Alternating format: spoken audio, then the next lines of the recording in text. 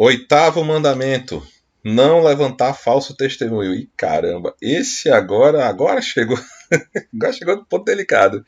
O oitavo mandamento. O oitavo mandamento, se ele fosse escrito hoje, se a Bíblia fosse escrita hoje, com certeza eu acho que não estaria escrito desse jeito, né? Levantarás falso testemunho. Estaria escrito não propagarás fake news. Que é a mesma coisa, né? Na verdade, é a mesma coisa. Lembra que eu falei no início, né? As palavras podem mudar, mas a essência não muda.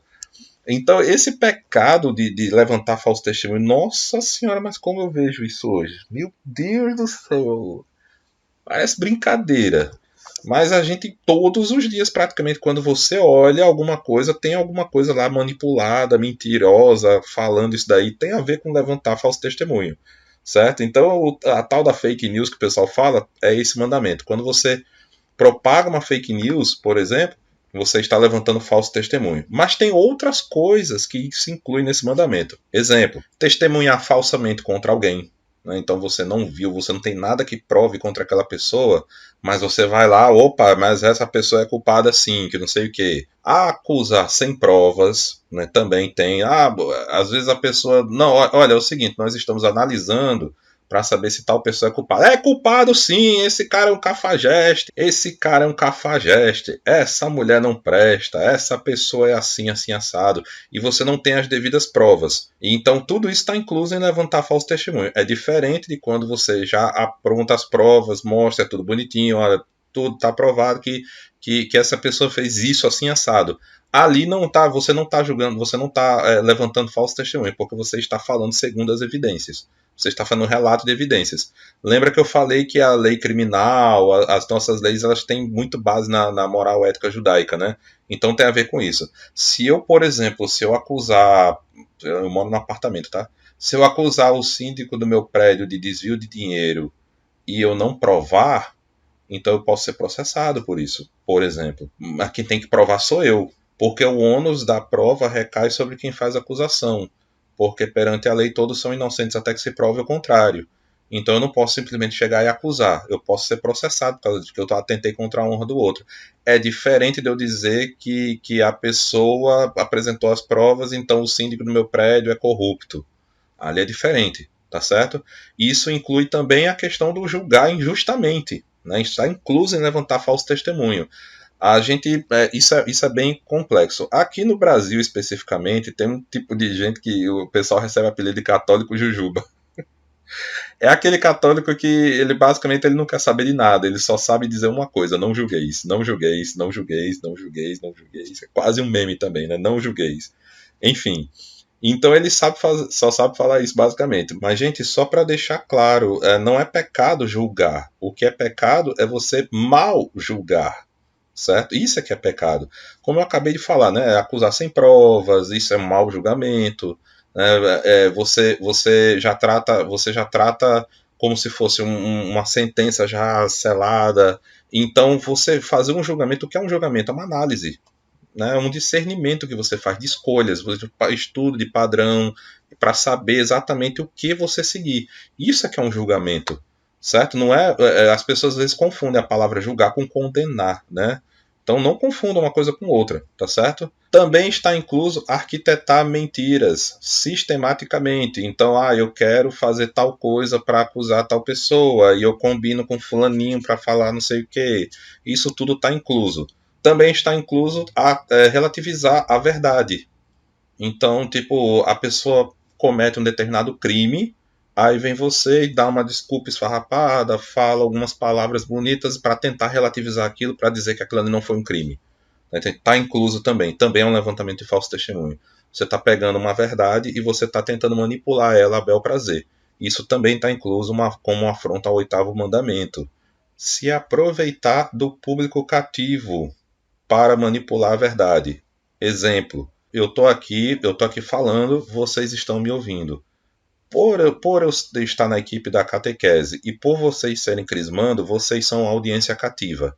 Então, se eu usasse esses ensinamentos para ficar tentando manipular a verdade e tentar distorcer o que a igreja está falando, eu estaria usando a meu bel prazer a manipulação. Eu estaria usando a audiência cativa de vocês para uma coisa minha. Tá entendendo? Também seria pecado com levantamento de falso testemunho. Manipular crianças também, né? Pessoas que não têm plena consciência do que está acontecendo, tá tudo incluso nesse mandamento também. E se a pessoa trabalha como um influenciador de alguma forma, sei lá, se você é jornalista, se você, como é que é o nome, digital influencer, né? Se você tem audiência de pessoas e você fica manipulando certas coisas ao seu bel prazer, ou a um propósito que você segue que é particular, que pode danificar alguém e beneficiar você, está incluso também nesse mandamento. Infelizmente, o que eu vejo aqui, por exemplo, no Brasil, em geral, a população brasileira ela não tem um hábito de leitura. Em geral, é isso aí que acontece. E sabendo disso, tem muitos jornalistas, eu não vou dizer todos, né, mas tem muitos jornalistas que se aproveitam disso para fazer títulos chamativos. Né? Tem muitas vezes que acontece isso. Então, quando você vai ler a matéria, às vezes a matéria não está dizendo aquilo que o título está dizendo, ou não está dizendo exatamente daquele jeito, tá exagerando aquilo para fazer parecer outra coisa, né? O Papa Francisco, por exemplo, é campeão de fake news, né? Assim, contra ele, estou dizendo, né? Papa Francisco, Nossa Senhora, coitado daquele homem. Eu acho que se ele fosse se ele fosse ver assim, a quantidade de fake news que inventam sobre ele. Teve uma vez que já faz uns anos, não foi de agora não, que tem um cara que influencia muito a cabeça do jovem. Nossa Senhora. Quando eu vejo os vídeos desse cara, meu Deus do céu, o que é que esse cara tá falando? E o problema não é o vídeo que ele faz engraçadinho, o problema é o que ele fala nas entrelinhas, que ele não fala isso no canal dele. Ele fala isso nas redes sociais dele, que geralmente é lá que ele faz os interesses particulares dele. Aí esse influenciador, o nome dele é Felipe Neto, é esse cara mesmo. Ele fez uma postagem uma vez fazendo um falso elogio à igreja. Ele estava elogiando o Papa Francisco por supostamente ter feito uma leitura do livro de Gênesis. E essa leitura ela teria colocado a fé de lado e teria enaltecido a ciência. E nessa postagem ele falava que o Papa Francisco ele fez uma coisa inédita. A igreja nunca fez isso antes. Pela primeira vez na igreja, ele disse que a interpretação do Gênesis estaria errada e que Deus não era um mago com varinha de condão. Gente, o que o Papa falou não é inédito, não. Naquela ocasião, ele falou exatamente aquilo que toda a vida a gente fala: Deus não é um mago com varinha de condão. Então, quando a gente fala do livro de Gênesis, a gente está falando sobre a interpretação que não era literal. Né? Gênesis fala de Adão e Eva. Né? Adão significa homem, Eva significa mãe dos vivos. Né? Uma civilização que interagiu com outra e formou seus descendentes. Então, isso já está na igreja, isso já está no catecismo da igreja. E ele falou como se o Papa Francisco fosse a primeira pessoa, a primeira vez na história a igreja fizesse isso, porque a igreja é inimiga da ciência. E, tipo, isso é uma desinformação. Isso daí é uma informação que é levantamento de falso testemunho, isso daí. Se a gente for olhar até para a história da igreja, alguém já procurou saber quem foi o cientista que teorizou o Big Bang? Foi um padre. Para quem não sabe, padre Jorge Lamartine. Ele era um doutor astrofísico. E foi ele que teorizou o Big Bang. Né? Ele não chamava de Big Bang, ele chamava de hipótese do átomo primordial. Ele era um astrofísico, professor universitário, amigo de Einstein. Eu vou colocar até uma foto aí ele com Einstein para vocês verem. Trocavam as ideias com eles, e ele sim, ele foi o padre que chegou lá e fez a teoria. Então, que história é essa de que a igreja é contra a ciência? Às vezes eu fico me perguntando se a pessoa é extremamente ignorante ou se ela está com más intenções, né? De ficar disseminando mentira, aquela coisa, aquele pensamento anticristão, aquela coisa, eu tenho raiva de igreja, eu tenho raiva de religião. Tudo isso, quando a gente faz esse tipo de acusação leviana, ou querendo levar o nosso pensamento para uma vertente específica, né, manipulando, olha, não vou ficar criticando 100%, eu vou dar um elogiozinho, mas eu vou fazer um elogio dentro daquilo que eu estou querendo levar. Isso é manipulação, isso é também levantamento de falso testemunho. Também faz parte do oitavo mandamento a gente se omitir, a omissão. Então você vê algo que está sendo mentiroso e você se omitir, você ficar caladinho na sua, também é um pecado contra o oitavo mandamento, certo? Então se você estiver de frente perante uma evidente mentira, você sabe que aquilo ali é mentiroso, mas você ficar calado, né? Isso está incluso no oitavo mandamento. Tem uma frase que eu acho muito interessante, né? A frase diz assim: Para que o mal triunfe, basta que os bons fiquem de braços cruzados. Então isso retrata bem, né, o que eu tô querendo falar. A gente vê as coisas, né, o silêncio dos bons, né? Não é o barulho dos maus, é o silêncio dos bons. A gente vê a coisa tá errada e a gente fica calado.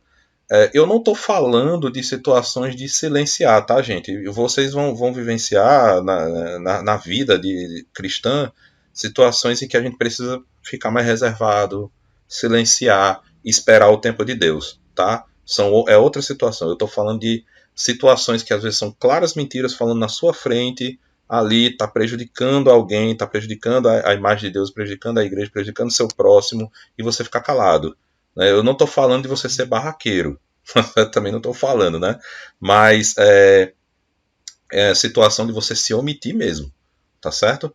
Eu lembrei aqui de uma história do padre Reginaldo Manzotti. Para quem não sabe, o padre Reginaldo Manzotti ele tem um programa na rádio, e nesse programa ele recebe muitos telefonemas, né, de pessoas pedindo orientação, pedindo, né, contando as suas histórias.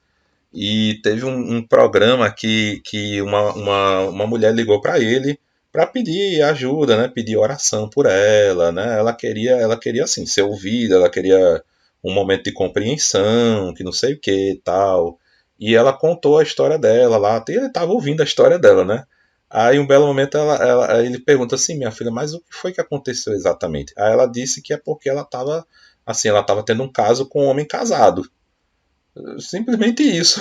Ela estava tendo um caso com um homem casado e ela, assim, ela não estava disposta a mudar, ela não estava arrependida e ela tinha ligado para ele basicamente porque ela queria ouvir algumas palavras bonitas de consolo, provavelmente alguma relativização, tipo, minha filha, não se importe com isso, o importante é o amor e não sei o que, alguma coisa desse tipo. E o padre Reginaldo Manzotti ele foi bem categórico, ele respondeu para ela, sem vergonha você e sem vergonha ele. Os dois são sem vergonhas. Então o que vocês estão fazendo está errado. Não tem essa de porque eu amo e não sei o que. Não está errado. Você está desrespeitando o matrimônio alheio, o relacionamento alheio. Então isso é um exemplo de você não se omitir perante algo errado, certo? Não é que você tenha que ser bruto também. Não necessariamente, certo? Mas é você não se omitir, você não ficar calado, né? Tudo bem que padre Reginaldo Manzotti às vezes gosta de dar uma cipuada na galera. É que nem São Padre Pio. São Padre Pio também gostava de dar uma cipuada de vez em quando. Né? Eu lembrei até de uma personagem daquele programa Praça é Nossa. Essa personagem é muito difícil encontrar algum vídeo dela. Mas eu acho que o nome dela era Janete, né? Janete é uma personagem do programa que ela fazia o seguinte, ela ouvia as histórias das pessoas e em cima do que a pessoa falava, ela criava uma manchete sensacionalista, né? E tem vídeo, deve ter vídeo. Toma cuidado com essa mulher. Essa aí é uma repórter que troca tudo. Antes de você cantar, o que você fazia? Bom, eu fiz muitas coisas. Eu fui engraxate. Fui balconista, fui office boy, sabe? Fui office boy. Eu passava o dia inteirinho assim, com as mãos cheias de documentos do chefe, né? E antes de cantar, passava o dia inteiro com a mão nas coisas do chefe. Não, opa! Eu quero dizer a realidade. Eu quero saber de realidade, eu quero saber de manchete. Aquilo dali é uma clara crítica à mídia sensacionalista, né? Aliás, por falar em crítica sensacionalista, eu vou fazer algumas recomendações de filmes aqui. Eu sei que vocês estão na quarentena, né? Muita gente está com tempo ocioso, então eu gostaria de recomendar alguns filmes aqui para vocês assistirem. E eu não vou recomendar filmes religiosos, tá? Eu sei que muitos de vocês vão ter oportunidade para ver alguns filmes religiosos. Eu gostaria de recomendar para vocês alguns filmes. Alguns desses filmes vocês encontram facinho na internet ou no streaming. E esses filmes eles têm algo em comum. Esses filmes que eu vou recomendar. Já que nós estamos falando em mentira, levantar falso testemunho e as consequências, né? Esses filmes têm isso em comum. Todos esses filmes que eu vou citar agora, eles têm a mentira como espinha dorsal. Então a história acontece por causa de mentiras ou com propósito de mentiras, né? Então eu vou dar aqui alguns exemplos. Um filme que eu vou recomendar, por exemplo, é O Abutre. Esse filme fala também é uma crítica à mídia sensacionalista, que fala sobre um repórter, um jornalista que é capaz de tudo para conseguir os seus objetivos, conseguir audiência e conseguir crescer na carreira. Um outro filme que eu vou recomendar é um filme de espionagem. O nome do filme é 007 e o Amanhã Nunca Morre. Nesse filme, o 007 ele tem a missão de combater um grande milionário que é dono de rede de comunicação, e esse milionário ele manipula a mídia no mundo inteiro para poder criar audiência para ele. Então, nesse filme, o 007 está tentando evitar uma guerra que esse cara está criando. Esse cara, ele é bem excêntrico, né? E ele está criando uma guerra entre dois países para poder filmar e ter a cobertura exclusiva sobre essa guerra. Então, para vocês verem, né? Também é um caso de uma guerra sendo criada por causa de mentiras. O filme Mad Max, A Estrada da Fúria, também é um filme muito bom de ação, para quem gosta de ação.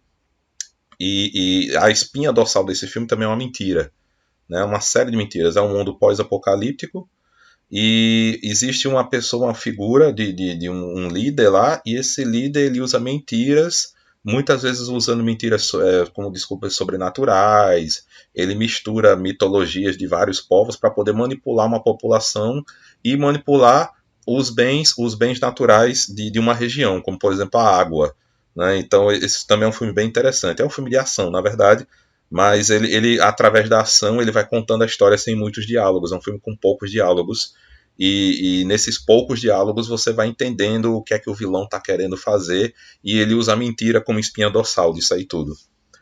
Para quem gosta de filmes de super-heróis que tem também a questão da mentira, né? A fake news, né?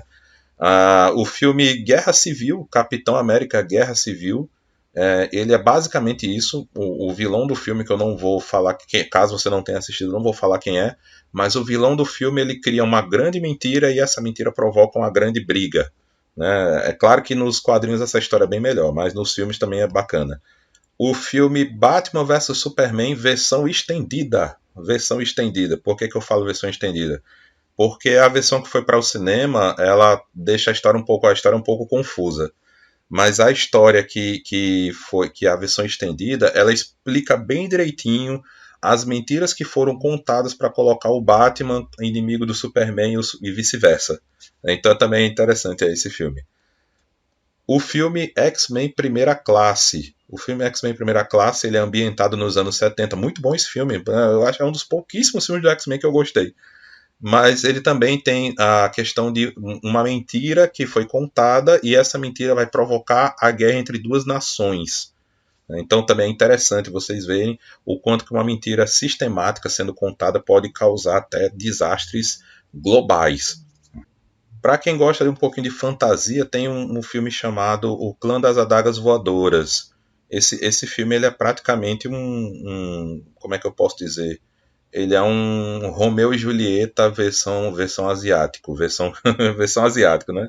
Que esse filme também ele tem algumas reviravoltas. Ele é um filme que já tem alguns anos. Ele é um filme de fantasia, né? Eu falo isso porque algumas pessoas podem olhar algumas cenas, né, e estranharem. Poxa, que cena mentirosa, porque é um filme de ação / fantasia. E esse filme também tem a mentira como espinha dorsal desse filme. Então, eu deixo aí as recomendações desses filmes. Não deixa de ser também um aprendizado, afinal de contas, a gente pode ver o que é que a mentira é capaz de fazer quando ela é arquitetada, quando ela é implantada de maneira sistemática. Tudo isso para vocês verem o quão perigoso é o levantamento em falso testemunho. Ele é muito mais perigoso do que o que a gente pensa.